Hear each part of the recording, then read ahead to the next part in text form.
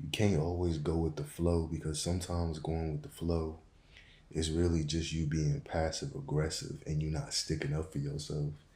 You know what I'm saying? Because I've done that before where it's like I just ignore everything. But what you realize is that when you get older, when you start getting into like your mid 20s, and for some people it happens when they first turn 20, you realize that you can't just be, you know, passive aggressive and nonchalant all the time. It's a combination. Like you could be nonchalant like 40-50% of the time, but you also got to stick up for yourself and let people know what your boundaries are because 9 times out of 10 people are going to play with you. They're going to always do this nonsense where they trying to see how far they can take things and they want to see how much they can play in your face and play with your emotions and how much they want to see how much they can get away with, and again, you probably deal with it in high school, but when you're in high school, it's like, in high school, you could just tell people to shut the fuck up, get out your face, stuff like that. But when you get into like the workplace, that type of stuff can make you lose a job. But what you realize is to a certain degree in life, you got to be willing to take a lot of L's. That comes with getting rejected by a woman. That comes with getting rejected by jobs and careers. That means you might, for example, you might even follow your goals, right? You might follow your goals for 5, 6 years. You might accomplish your goal and then your goal gets rejected. Meaning, like, let's say you want to be in the NBA. So you've been playing basketball since you was young.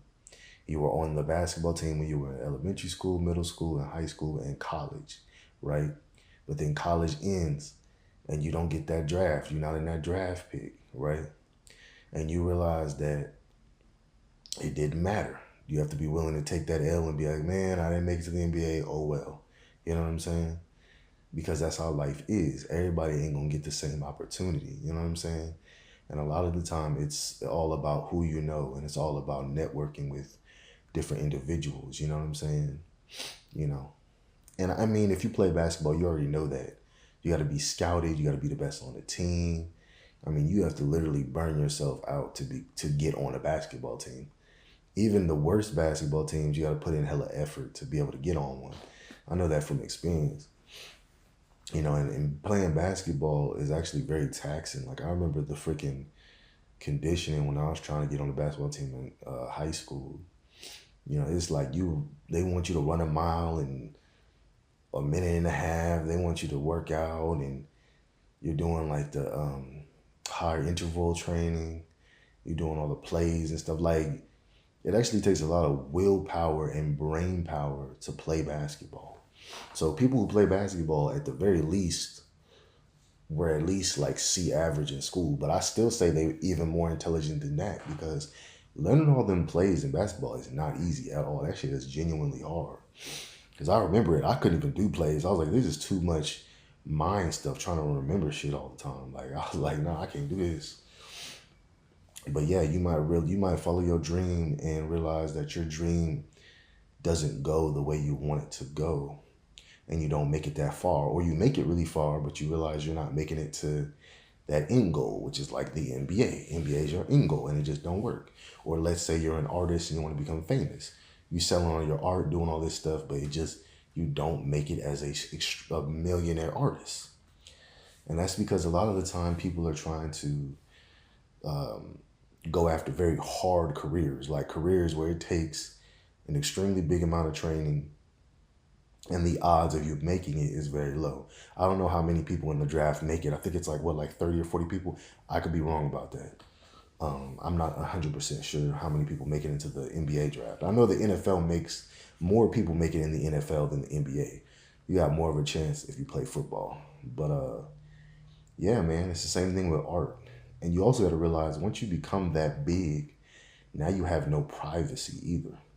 That's why nowadays in this digital age, it's actually smarter to create like a TikTok or create a YouTube channel and just show your art on there and then sell your art off of there. Like you can send it to people, have them send you money via Venmo or Cash App, whatever, and you just send them, the picture and just do it like that. That's actually way smarter than trying to become some big artist. it would actually be smarter for you to try to go to like your local mall, try to see if they'll let you put a booth up. You know what I'm saying? Stuff like that. Or just go outside and just put a random booth up in the middle of like in a parking lot or something. Because 9 times out of 10, I ain't never seen nobody actually like go over and make a person take their booth down. I mean, it's probably some legal stuff that goes with that. Because I know you have to have like a license, like for a food truck, stuff like that.